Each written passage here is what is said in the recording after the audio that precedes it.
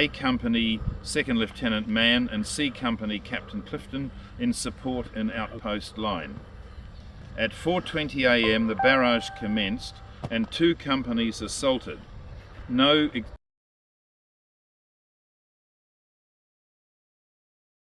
cultive, on récupère quelque chose, un petit truc, des balles, du fil barbelé, de la ferraille, des bouts d'obus, donc à chaque fois. At any moment when they work on the field, they will find barbed wire, shells, ammunition, whatever. I just told people here that last week, because we are from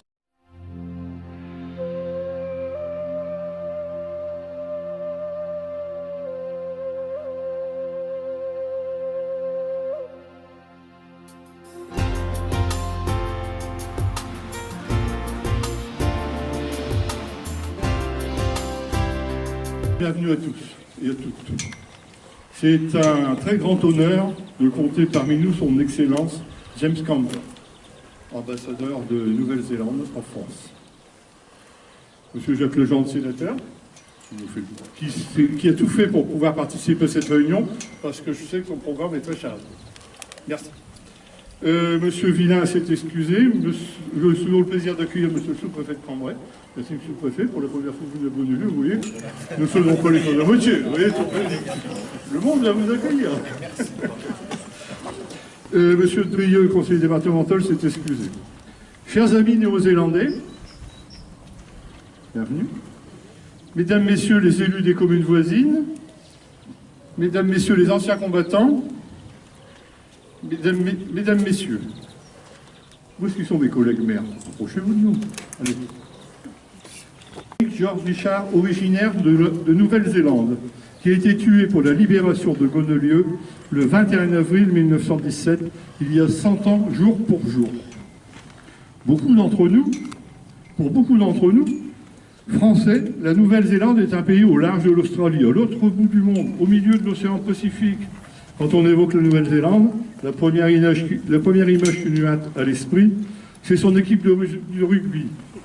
Fameuse équipe de rugby, les All Blacks, dont tous les matchs sont précédés par le haka, une danse rituelle qui impressionne leurs adversaires. C'est vrai que maintenant on y est habitué, mais il y a quelques années, au début, c'était impressionnant, très impressionnant. Ça le reste d'ailleurs, mais c'était spectaculaire. La Nouvelle-Zélande, c'est aussi des paysages à couper le souffle. Les 3/4 de la surface sont occupés par des pâturages verdoyants où pèsent des moutons. On dit qu'il y a 10 fois plus de moutons que d'habitants. Je ne sais pas s'ils ont bien compté tout. Bien, c'est un pays neuf où les habitants ont gardé une âme de pionnier, ce qui explique le nombre important de volontaires qui se sont engagés dans la Première Guerre mondiale. Ils ont payé un lourd tribut. Sur 103 000 venus combattre en Europe, plus de 18 000 sont morts au combat. Beaucoup d'entre eux, hélas, reposent encore au creux des sillons des champs de la bataille de la Somme, du Cambrésis, des Flandres, sans sépulture connue. Frédéric Georges Richard est de ceux-là. Ils ont fait le sacrifice suprême pour notre liberté. Souvenons-nous d'eux, ne l'oublions jamais. Pour la commune de Gonolieu, c'est un jour mémorable. Et tout un symbole. Je cède donc la parole à M. Roger Stuart. 12 hours ago, my grandmother's brother died on your fields, between here and Guzakor. exactement 100 ans et 12 heures d'ici, le frère de sa grand-mère mourait dans les champs autour de Gonolieu. The man we honour today was a farmer of crops and livestock on a property called Terrace Farm near the small country town of Ashburton in New Zealand. L'homme qu'on veut honorer aujourd'hui, Frederick George Rickett, était un agriculteur de production et de bétail dans une ferme nommée Terrace Farm, près d'une petite ville de campagne, Ashburton, en Nouvelle-Zélande. On the board are the few photographs of him to survive the years. He was a very talented man, his mother's oldest son. Sur le tableau, ici à gauche, sont exposées quelques de ses photos survivant les années. C'était le fils aîné et un homme très talenté. The house in the photograph was the one in which he lived. He was the architect and the builder. It still stands and is occupied by the 5th generation of my family, a great rarity in such a young country as New Zealand. His family, like yours, is dedicated to the land. It is a bond that transcends the seas and links us together as one. La maison sur la photo était celle qu'il habitait, qu'il avait dessinée et construite lui-même. Cette maison est maintenant occupée par la 5e génération de sa famille, une grande rareté dans un pays si jeune que la Nouvelle-Zélande. Sa famille, comme la vôtre, est toujours dévouée à la terre. C'est un lien qui dépasse les océans et qui nous unit. As a symbol of that bond, a New Zealand-based descendant will soon spread some stones from that farm around the base of the cenotaph. It is the closest Fred will ever come to the home he left over a century ago. Comme symbole de ce lien, un descendant de la famille nouvelle-zélandaise va mettre quelques pierres de cette ferme autour du cénotaphe. C'est le plus proche de la maison qu'il quittait un siècle avant pourra se retrouver Fred. He was also an inventor. In 1906, he patented in New Zealand a bicycle pump for the new pneumatic tyres designed less than 20 years before in Scotland by Dunlop. In 1913, he patented a new form of threshing machine for his crops. Comme il avait beaucoup de talent, il a inventé, en 1906, une pompe à bicyclette pour les nouveaux pneus pneumatiques, environ 20 ans avant les pneus Dunlop d'Écosse. En 1913, il obtenait un brevet pour une nouvelle batteuse pour ses récoltes. Later still, he designed a new form of aeroplane. He took the plans to England. In April 1915, my great-uncle Fred pressed a coin into his 3-year-old niece's hand. She had been named after him, Grace Margaret Frieda Kidd. She was my mother. Il dessinait aussi une nouvelle forme d'avion et prenait les plans avec lui en Angleterre, d'où il partait au mois d'avril 1915. Et avant de partir, il mettait une pièce de monnaie dans la main de sa nièce de 3 ans qui portait son nom, Grace Margaret Frieda Kidd. C'était sa mère. À ce jour, il quittait la ferme pour la dernière fois. He sailed to England, joined her forces, was wounded in 1916, recovered, and came here when you needed him most. Il prenait le bateau pour l'Angleterre, joignit l'armée et venait par ici au moment qu'on avait le plus besoin des hommes communs. Your fields are his only grave, sadly never to be anointed by the tears of his mother. Your town has often been visited by my family. Some are here today from their homes in New Zealand, Australia and England. I thank all of you for joining with them in paying tribute to yet another victim of the Great War. Malheureusement, vos prés sont sa seule tombe, jamais arrosée par les larmes de sa mère. Votre ville a été visitée plusieurs fois par sa famille. Une partie est réunie ici, venue de la Nouvelle-Zélande et d'Angleterre. Je vous remercie maintenant pour tout nous rejoindre et pour commémorer ensemble cette victime de la Grande Guerre qui n'a jamais trouvé son propre tombeau. I wish to thank your mayor, Roland Perez, for his obviously heartfelt support, and I made my request for Fred's recognition, and also Jean-Luc Gibault for his research efforts into the history of the attack on your village, and for showing Fred's relatives today the area where he died. This is the closest we will ever get to Fred. I have no doubt he would be honoured to have his name alongside your own men who made that supreme sacrifice. While not a soldier of France, he certainly died for France.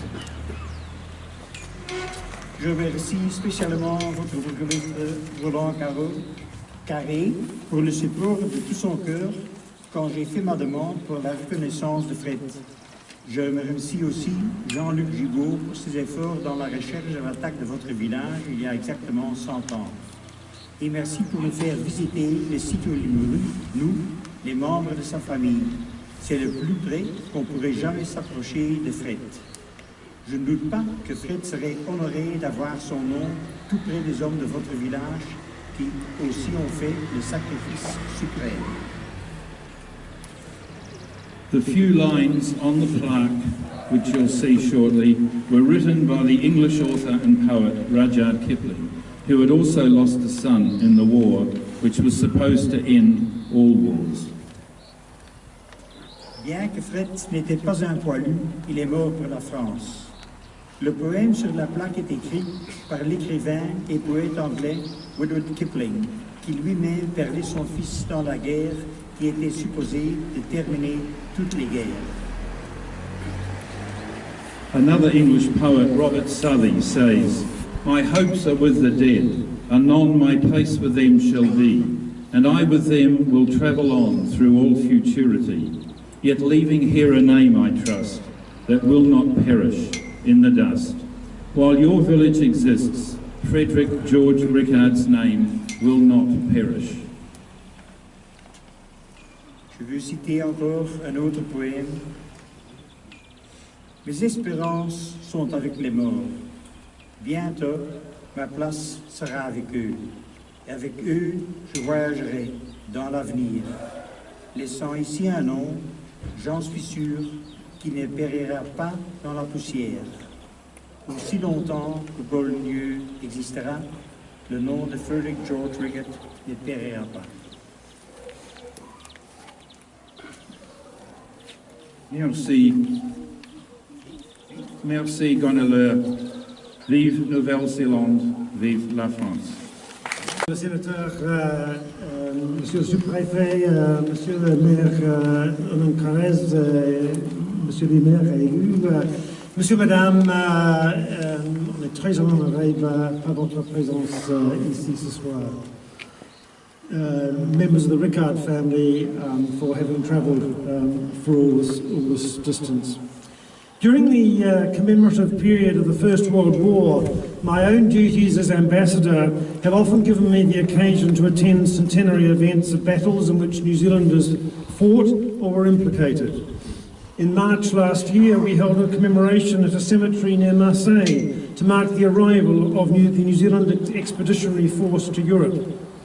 Later in the year, it was the centenary of the Battle of the Somme at Longueval mondial. Mes fonctions d'ambassadeur m'ont souvent donné l'occasion de participer à des événements liés au centenaire de bataille où des Néo-Zélandais avaient combattu ou été impliqués. Nous avons organisé une commémoration dans un cimetière près de Marseille en mars de l'année dernière afin de marquer l'arrivée de la force expéditionnaire de la Nouvelle-Zélande en Europe. C'était également, plus tard cette même année, le centenaire de la bataille de la Somme à Longueval, à quelques 36 km d'ici, en présence de Son Altesse Royale, le Prince de Galles. Plus récemment, nous avons retrouvé d'autres nations afin de commémorer la bataille d'Arras et le rôle de la compagnie des tunneliers de Nouvelle-Zélande dans la préparation de cette bataille, il y a cela 100 ans. Mais aujourd'hui est une première pour moi.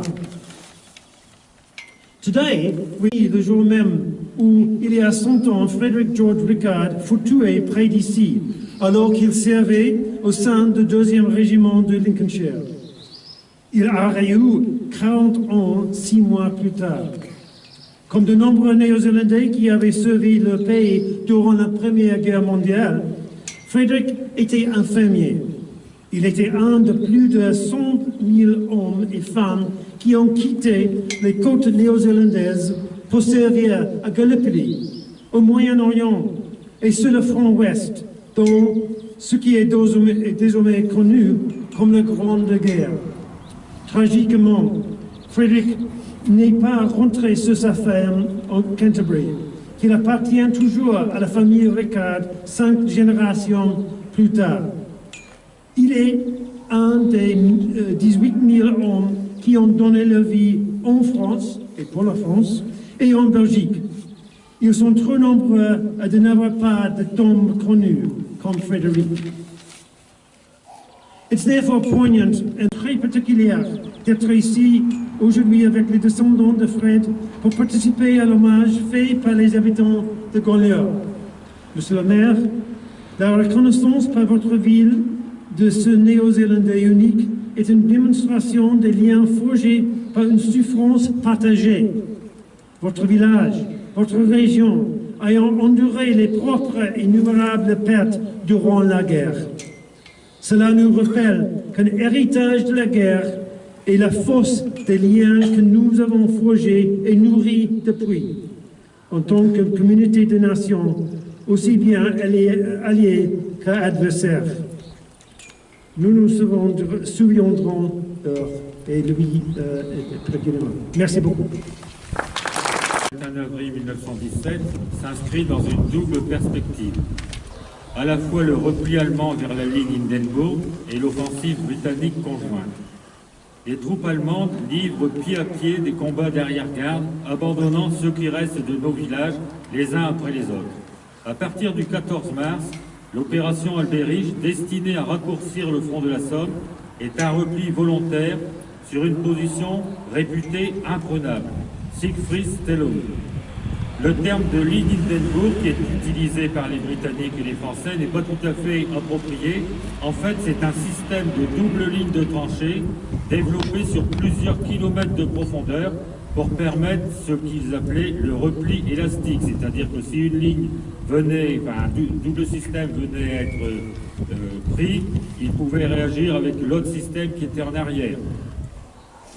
Les premières lignes de cette ligne Siegfried, c'est seulement quelques centaines de mètres d'ici. Les dernières lignes sont le système Manière-Beaurevoir. Cela donne une idée de la profondeur du système. La ligne Hindenburg a nécessité le creusement de tranchées larges et profondes. Pendant des mois, des milliers de mètres cubes de terre ont été remués. Des milliers de mètres cubes de béton ont été nécessaires pour l'édification de tous les ouvrages fortifiés qui ponctuent encore la campagne. Il suffit de regarder de part et d'autre de la route dans le secteur de Bonavie. Les troupes britanniques, au fur et à mesure de leur avance, découvrent un paysage de dévastation, car les Allemands ont établi un véritable glacis en avant de la position Hindenburg. La population civile a été évacuée vers le 21 février, c'est à quelques jours près, suivant Couzeaucourt et ainsi de suite. Les personnes avaient droit à 30 kilos de bagages sur une brouette ou le plus souvent sur leur dos en direction de la gare de Couzeaucourt. Les églises, les édifices publics, les maisons ont été minés systématiquement, les arbres coupés, les puits empoisonnés, les carrefours ne sont plus que d'immenses cratères. La 8e division britannique utilise le barrage roulant d'artillerie, c'est-à-dire que les attaques sont développées en suivant les chutes des obus pour permettre l'avancée des troupes d'infanterie. Donc, ils ont essayé plusieurs stratagèmes. C'est ainsi que Couzeaucourt a été repris dans la nuit du 12 au 13 avril en pleine tempête de neige. Pour Godelieu, après une tentative infructueuse le 18 avril, le 19 et le 20, des reconnaissances approfondies sont menées. Enfin, le 21 avril, au petit jour, donc ça change de tactique, à 4h20, c'est-à-dire 5h20 heure française, les compagnies D et B du 2e bataillon de Lincolnshire se lancent à l'assaut et progressent par bond avec le barrage d'artillerie.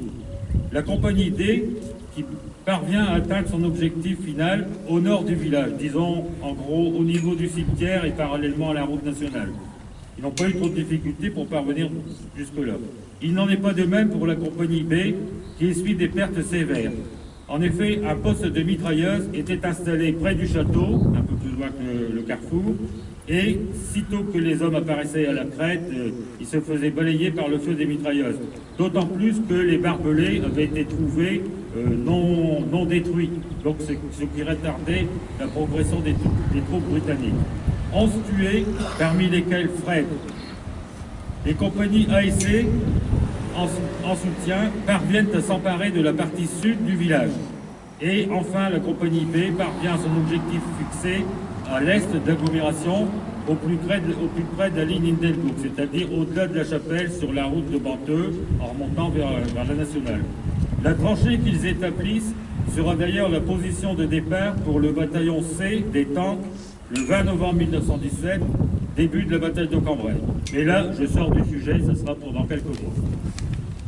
Le sud-ouest du Cambrésis, où nous sommes, entretient un lien privilégié avec la Nouvelle-Zélande. En effet, en 1993, son Excellence Christopher Beebe avait inauguré l'exposition à Kouzokour-Gonnelieu-Villers-Clouy, où le rôle de la 3e Rifle Brigade, donc la 3e brigade légère néo-zélandaise, avait été mis en exergue. Ainsi, le sergent Harry John Laurent avait reçu la Victoria Cross pour sa bravoure à Kouzokour le 12 septembre 1918. Plus près de nous, Mrs. Helen Clark, alors qu'elle était Premier ministre de Nouvelle-Zélande, était venue sur la tombe de son oncle au cimetière de Marcoing. Elle avait envoyé un courrier à la sous-préfecture de Cambrai et j'avais, par mes recherches, réussi à déterminer l'endroit où il avait été tué, au lieu dit les 4 bornes, près de la ferme de Bélès, sur le terroir de Crèvecoeur. Pendant des années, avec M. Keesing, un autre néo-zélandais, nous avons recherché l'endroit où son oncle Tobias était enterré. En fait, il était lieutenant au 1er régiment d'Auckland, il a été tué à Crèvecoeur, et de toute évidence, il est enterré au cimetière d'Anneux, parce qu'à Anneux, il y a au sein de tous ces soldats du 1er régiment d'Auckland, un lieutenant, sans que le nom soit écrit, lieutenant du 1er Auckland Regiment, 1er octobre 1918. Donc, à aucun doute, il s'agit de lui. Je pourrais citer d'autres exemples qui s'échelonnent sur plus d'une trentaine d'années. Alors, je vous propose maintenant de nous rendre au monument aux morts pour la suite de la cérémonie.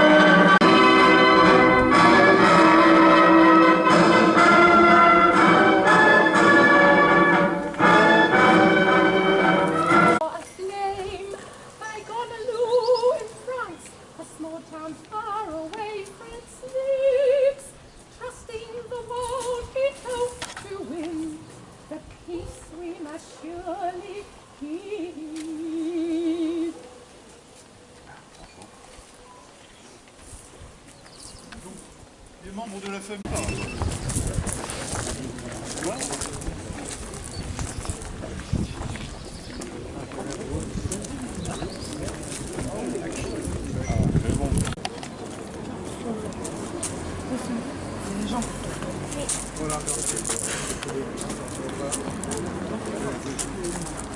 C'est un poème de Rudyard Kipling.